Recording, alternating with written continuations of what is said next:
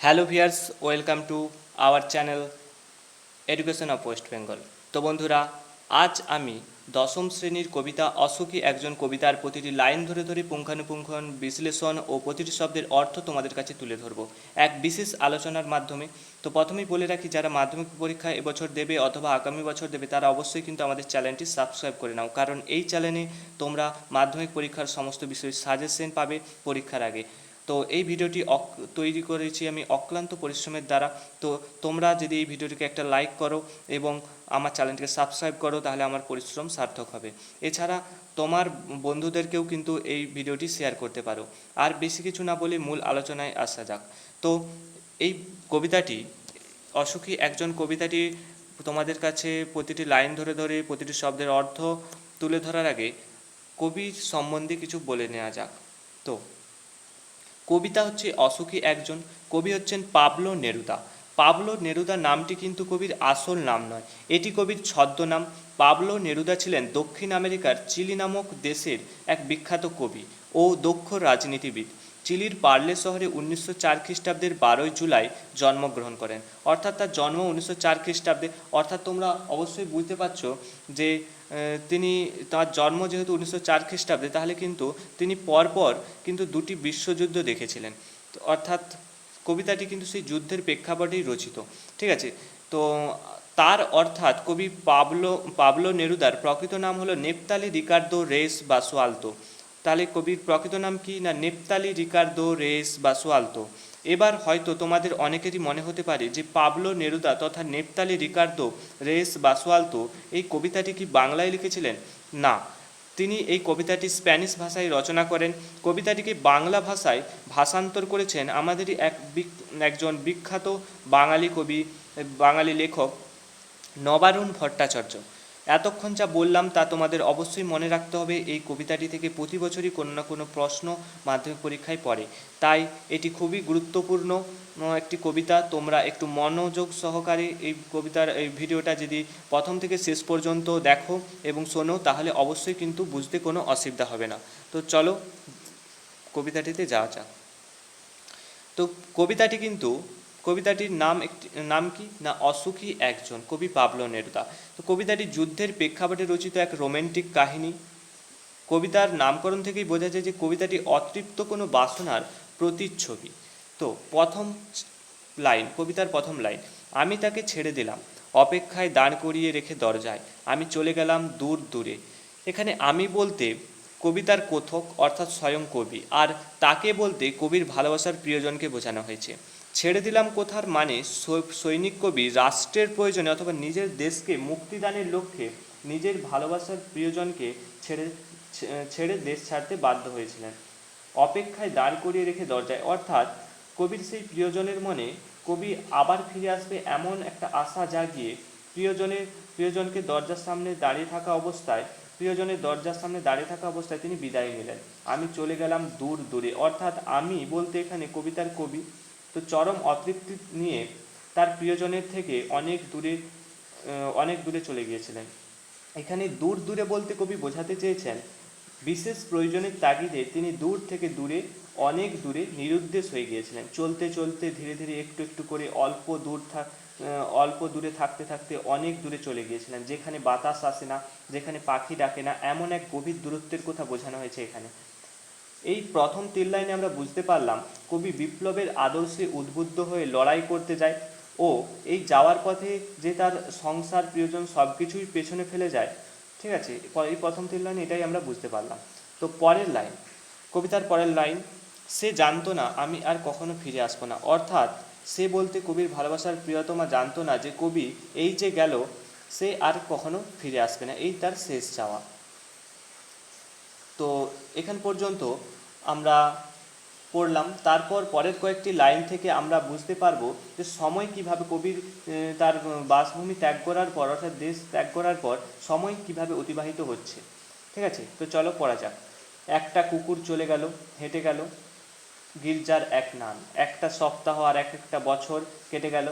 অর্থাৎ কবিতার কথক বোঝাতে চেয়েছেন তার সেই স্বদেশভূমি অর্থাৎ বাসভূমি ত্যাগ করার পর সময় কিভাবে অতিবাহিত হচ্ছে উদ্দেশ্যহীনভাবে।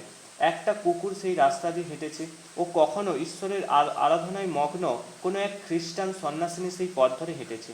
এইভাবে সময় ক্রমশ এগিয়ে চলেছে, তা কখনো থমকে দাঁড়িয়ে নেই। এখানে অনেকেরই মনে হতে পারে নান শব্দের অর্থ কী। নান শব্দের অর্থ খ্রিস্টান, খ্রিস্টান ধর্মের সন্ন্যাসী। নান শব্দের অর্থ খ্রিস্টান ধর্মের সন্ন্যাসী। কবিতার পরের লাইনে আসা যাক। বৃষ্টিতে ধুয়ে দিল আমার পায়ের দাগ, ঘাস জন্মালো রাস্তায়।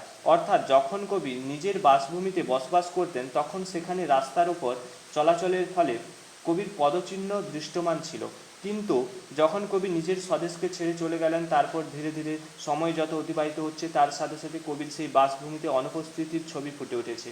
তোমরা দেখবে কোনো মাটির রাস্তার উপর দিয়ে যদি মানুষ চলাচল করে তাহলে কিন্তু সেই রাস্তায় তেমনভাবে ঘাস ফুটতে পারে না, কারণ মানুষের পায়ের আঘাতে ঘাসগুলো থেতলে ক্ষতবিক্ষত হয়ে যায় এবং শুকিয়ে যায়, যার প্রভাবে রাস্তায় তেমনভাবে ঘাস ফুটতে পারে না। এর থেকেই বোঝা যায় যে মানুষের উপস্থিতির কথা। কিন্তু কেউ যদি দীর্ঘদিন সেই রাস্তায় না হাঁটে তার ফলে রাস্তার উপর ঘাস জন্মাবে এবং রাস্তাটি ঘাসে ঢেকে যাবে, যা থেকে বোঝা যায় সেই রাস্তায় দীর্ঘদিন মানুষ হাঁটাচলা করেনি। তো একইভাবে কবিও এই লাইনটির মাধ্যমে তার বাসভূমিতে দীর্ঘদিন অনুপস্থিতির সংকেত দিতে চেয়েছেন। তো কবিতার পরের লাইন।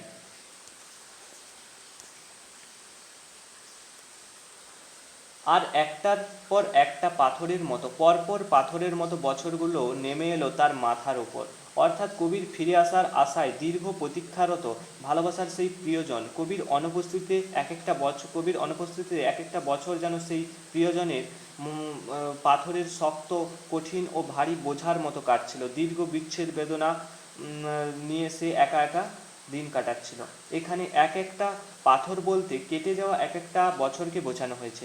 পরপর শব্দটির উল্লেখের মাধ্যমে কবি সেই ভালোবাসার প্রিয়জনের মনে সেই ভালোবাসার প্রিয়জনের থেকে দীর্ঘদিন আলাদা থাকার যন্ত্রণার গভীরতাকে বুঝিয়েছেন। এরপর পরের লাইনগুলিতে কবি যুদ্ধের ভয়ঙ্কর পরিণতির বর্ণনা দিয়েছেন। চলো কবিতায় যাওয়া যাক। তারপর যুদ্ধ এলো রক্তের এক আগ্নেয় পাহাড়ের মতো।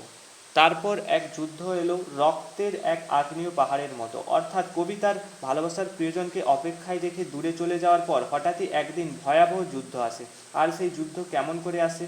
যেমন করে হঠাৎ কোনো আগ্নেয়গিরি বিস্ফোরণ ঘটে আর সেই আগ্নেয়গিরি থেকে উত্তপ্ত আগুনের মতো গরম লাভা বেরিয়ে আসে, সব কিছু ছাই করে দেয়, সেইভাবে যুদ্ধ ঘোষণা হলো ও বহু মানুষ সেই যুদ্ধে মারা গেল।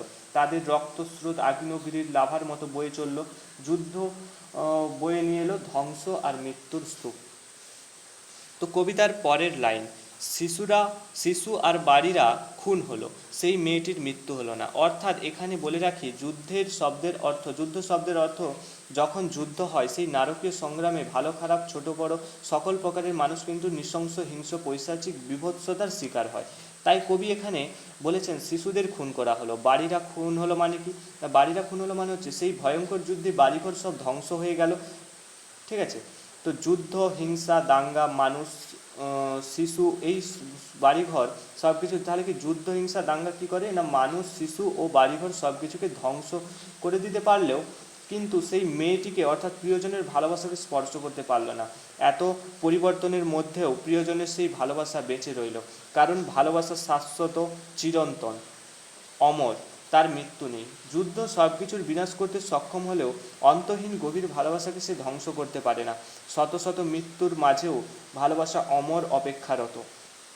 তো কবিতার পরের লাইন। সমস্ত সমতলে ধরে গেল আগুন। অর্থাৎ কবি বলতে চেয়েছেন সমস্ত সমতলে অর্থাৎ সারা পৃথিবীতে সারা শহরে দাবানলের মতো যুদ্ধের আগুন ছড়িয়ে পড়ল। যুদ্ধের বীভৎসতার প্রসঙ্গে কবি এই লাইনটি কিন্তু উল্লেখ করেছেন। তো কবিতার পরের লাইন।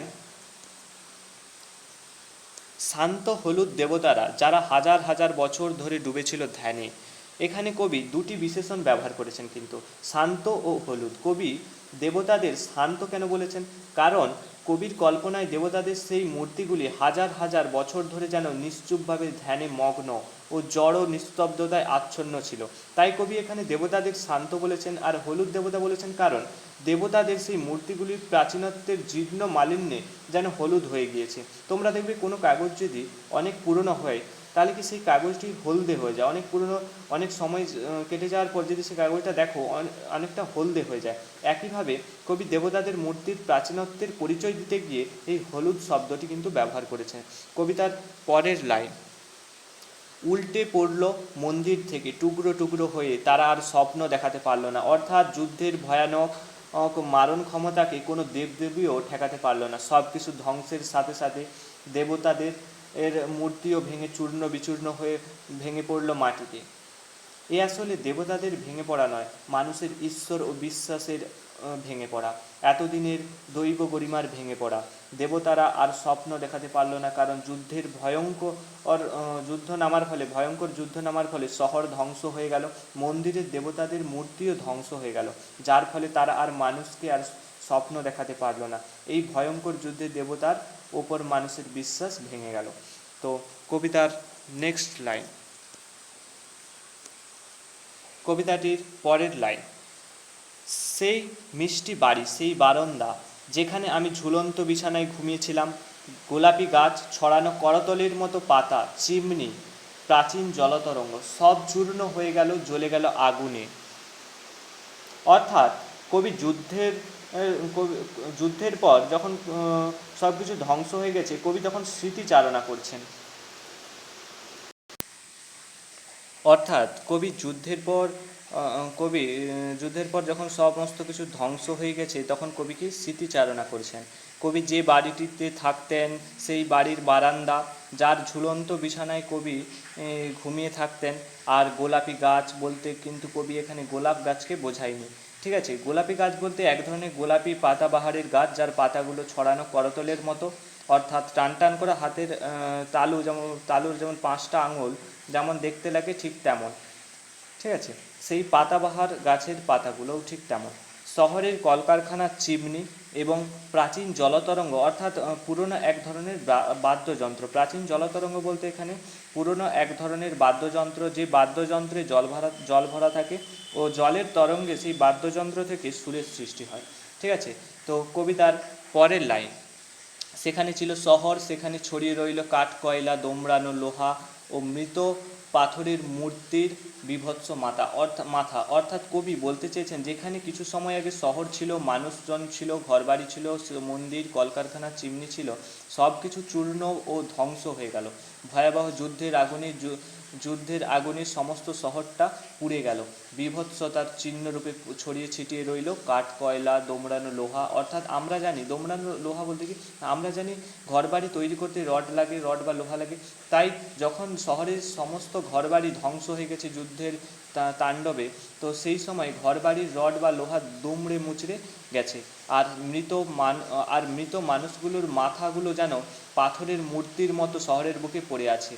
কবিতার পরের লাইন, রক্তের একটা কালো দাগ। অর্থাৎ যুদ্ধের নৃশংসতায় শহরের বুকে অজস্র মানুষজনের মৃত্যুর ফলে রক্ত কি জমাট বেঁধে শুকিয়ে গিয়ে একটা কালো দাগের সৃষ্টি করেছে শহরের বুকে।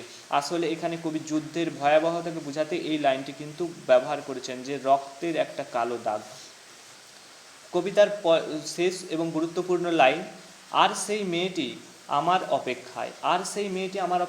অর্থাৎ সেই মেয়েটি বলতে এখানে ভালোবাসার প্রিয়জনের কথা বুঝিয়েছেন। উপসংহারে কবি উপলব্ধি করছেন যে শত শত ধ্বংসের মাঝেও, এত পরিবর্তনের মধ্যেও যেন ভালোবাসার মৃত্যু ঘটাতে পারেনি, কারণ ভালোবাসা চির অমর, ভালোবাসার সময় থেকে সময়ান্তরে নিজস্ব ধারায় বয়ে চলে। তো এখানে কবিতাটি সম্পূর্ণ হলো, প্রতিটি লাইন ধরে ধরে ব্যাখ্যা করা হলো। তো এবার বলে রাখি যে কবিতাটিতে অসুখী একজন বলা হয়েছে। আসলে কবিতাটিতে অসুখী কি একজন? তো সেটা জেনে নেওয়া যাক। প্রথমে বলে রাখি, কবিতাটি যুদ্ধের প্রেক্ষাপটে রচিত রোম্যান্টিক এক প্রেমের কাহিনী। দীর্ঘ সময় অতিবাহিত হওয়ার পরেও দেখা যায় তারা কবি এবং তার প্রিয়জনের ভালোবাসা পরস্পরের নাগালের বাইরেই থেকে যায়। এই না পাওয়ার কারণে তারা উভয়ই কি অসুখী ছিল, অর্থাৎ তারা দুজনেই কিন্তু অসুখী ছিল। তো কবিতাটি জুড়ে দুই বিরোহী সত্তা কখনো সুখ আনন্দ পায়নি। একজন ভালোবেসে দূরে চলে গিয়ে শুধু স্মরণ করে তার প্রিয়তমাকে স্মরণ করে বাঁচিয়ে রেখেছিল, আর একজন জানতো না যে তার ভালোবাসার মানুষটি আর কখনো ফিরে আসবে না। তাই তারই এই আগমনের আশায় প্রতীক্ষা করতে করতে জীবনের শেষ প্রান্তে এসে দাঁড়ালো, শুধু সুখের আশায় সময় কাটলো, কোনো দিন সুখ নাগালের মধ্যে এলো না। অর্থাৎ এখানে কিন্তু কবিতায় দুজন কবি এবং কবির প্রিয়জন দুজনেই কিন্তু অসুখী ছিল।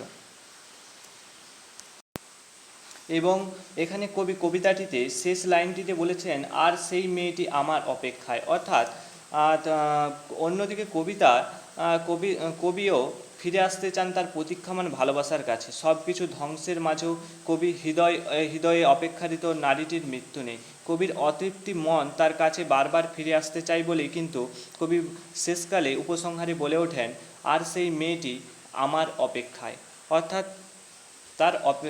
কবিও কিন্তু সেই তার ভালোবাসার কাছে, প্রিয়জনের কাছে ফিরে আসতে চেয়েছিলেন। তো এখানে কবিতাটি শেষ হলো। অসুখী একজন কবিতা, কবি পাবলো নেরুদা আর লেখা। তো তোমাদের ভিডিওটি ভালো লাগলে অবশ্যই কিন্তু একটা লাইক এবং কমেন্ট করো, শেয়ার করো, এবং তোমাদের আরও কোন কোন কবিতা বা গল্পের ব্যাখ্যা বা বিশ্লেষণ দরকার তো সেইটা কমেন্ট বক্সে কমেন্ট করে জানাও। তো এবং অন্যান্য বিষয়, অঙ্ক, ইংরেজি, যে কোনো বিষয়ের কিন্তু তোমরা আমার ভিডিওতে কমেন্ট করে জানালেই কোনটা বিষয়টা তোমাদের দরকার, তাহলে কিন্তু আমি আমার চ্যানেলে অন্যান্য আরও যারা শিক্ষক রয়েছেন তাদের কাছে সেই কোশ্চেনটা পৌঁছে দেবো এবং সে সম্বন্ধে ভিডিও কিন্তু এই চ্যানেলেই আপলোড হয়ে যাবে।